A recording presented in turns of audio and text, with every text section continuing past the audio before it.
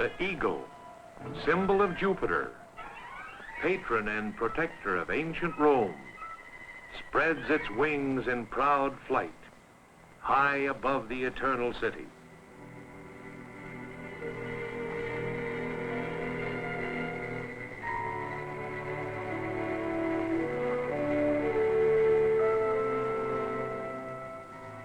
To those who would seek reminders of the glory of the Rome of the Empire, the Coliseum provides an eloquent story in stone.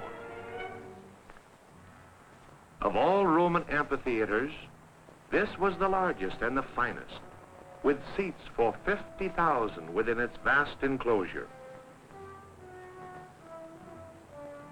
In this arena were staged elaborate battles of men, of animals, and even of ships.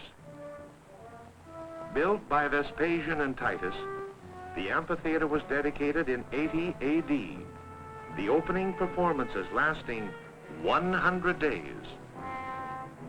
The Colosseum is regarded as one of the finest pieces of architecture produced by Imperial Rome. The stonework of the exterior was set in place without mortar, iron dowels providing the only fastenings used. Some 18 years before the Colosseum was opened, Paul, the apostle to the Gentiles, came to Rome. Once a bitter enemy of Christianity, Paul became one of its greatest missionaries and theologians. Here stands his statue within the colonnaded square that spreads before the most famous temple of Christian faith in the world. Here on ground that is hallowed as the place where the great Christian saint was entombed, stands the Basilica of St. Peter, shrine of religion and art. On the 18th of April in 1506, Pope Julius II wrote to Henry VII of England. The news he wished to tell him was that on that very day the foundation stone of the present St. Peter's had been laid. Before the Basilica was consecrated 120 years later, in 1626, the foremost artists of the Renaissance were to be linked with its design and construction. Bramante, Raphael, Michelangelo, Bernini. To enter St. Peter's Cathedral is to cross the threshold of a temple not only of religion and art, but of the history of the world. Here, woven into it, artists. Bernini's canopy for the high altar that stands above a vault revered as St. Peter's tomb.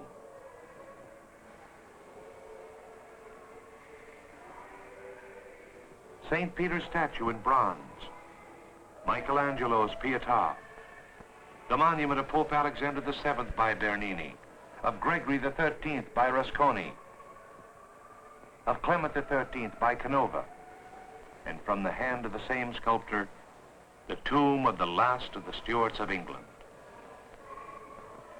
A holy water basin by Leroni and Moderati. A mosaic of the Transfiguration by Raphael. St. Longinus by Bernini. St. Andrew by Duquesnoy.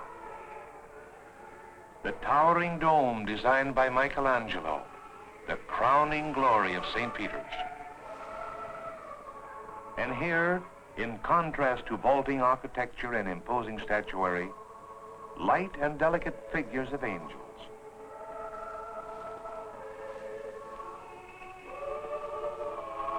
The Italian Renaissance expressed itself in the religious art of St. Peter's, but it expressed its many-sided genius too in the design of magnificent fountains. This world-famed work is in the grounds of the Villa d'Este in Tivoli, near Rome. Fountains and springs have been a feature of Rome since ancient times, serving as water supply for the people and enhancing public places with their decorative effect.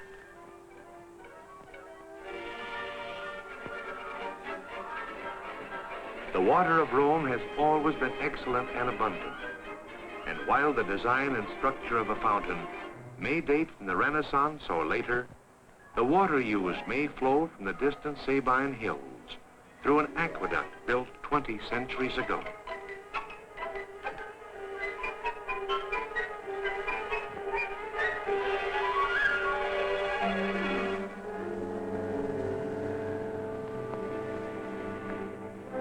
It is said that Bernini made Rome a city of fountains, as well as churches. And in the Piazza Navona stands his fountain of the 4 rivers. Tritons and river gods ornament this work, representing the Nile, Ganges, Danube, and Rio de la Plata. Bernini was a master of the Baroque style in art. And above all, in the sculpture of this fountain, he sought dramatic effect.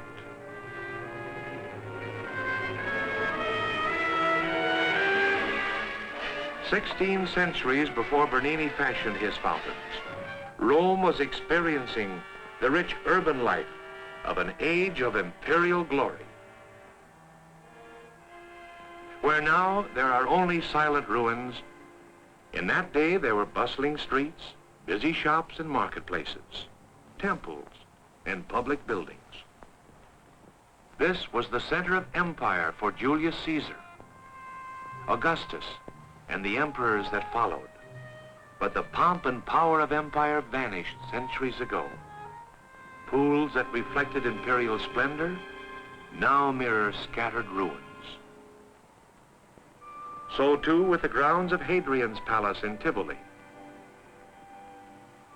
Here birds find silent sanctuary in gardens once reserved for one of the greatest of the emperors of Rome. The ruins of archways, these are fitting reminders that Hadrian was a builder. Throughout a reign of 20 years, he built the outward citadels of empire as well as an inner structure of law, sound finance, and humane public policy.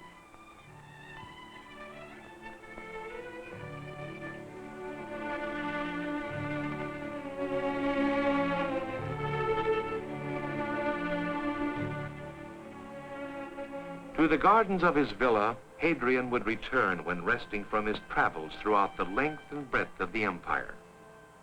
Travels that took him to Britain, Africa, Greece, and Palestine. Yet, even here, were reminders of the affairs of a mighty empire. For within the 8-mile length of his estate, Hadrian built replicas of the places in the provinces that enjoyed the greatest renown. His empire in miniature was about him. This wall within the grounds calls to mind a vaster wall of Hadrian, erected to defend the northern frontier of the Roman province of Britain.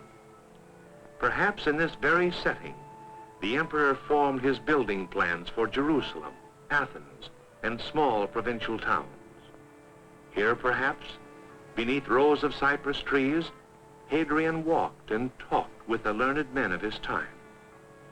For he liked to have about him philosophers, scholars, and poets. Such are the memories that crowd forward as we stand amid the splendors of the imperial palace of Hadrian, a man who gave to the Roman Empire an age of resplendent glory and strength.